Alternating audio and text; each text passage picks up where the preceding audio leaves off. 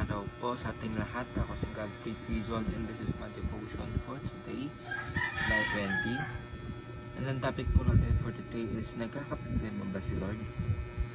So, peace. Ayan ang ating topic for today. So, ano po ba yung peace? Peace as a divine attribute means that God is completely separate from all confusion, chaos, or disorder.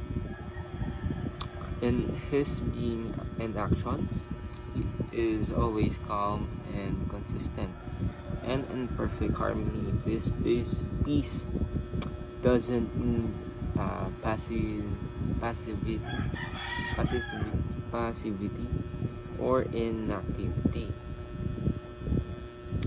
God is constantly at work in countless simultaneous events across the universe, yet all are perfectly ordered by His sovereign will. Nothing overwhelms Him.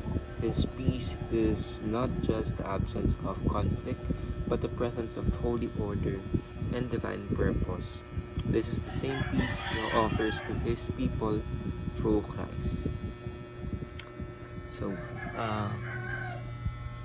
talagang ang ating Panginoon is kung isipin natin kumbaga yung topic natin is alam ko marami na rin nakaisip ang ating Panginoon ba tataranta or yung balance ba ng buong universe is minsan na-overwhelm ang ating Panginoon. Pero hindi, of course, kasi ang ating Panginoon gumawa ng lahat, nagplano ng lahat, at nag-create ng lahat. And of course, omniscient ng ating Panginoon, ibig sabihin niya, alam niya lahat ng nangyari, at yung nagaganap ngayon. So, ating scripture for today is Judges chapter 6, verse 24. So, Gideon built an altar to the Lord there, and called it, "The Lord is Peace." To this day it stands in Ophrah of the Abzerites. So, i-connect po natin ito sa ating mga teaching for today. So, kakapangalan ko po pala si Gideon. Second name, circle. So, God's peace reflects His sovereign control. So, ibig sabihin yung peace po natin nag-reflect po talaga ito sa powers niya na kung saan kaya niya kontrolin talaga lahat ng bagay. And talaga nasa kamay niya lahat ng bagay kasi siya nga po yung creator natin.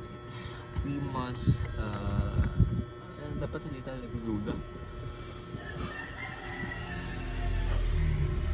sa ating Panginoon kasi siya nga po yung creator natin. And diba, ang ating Panginoon is omniscient.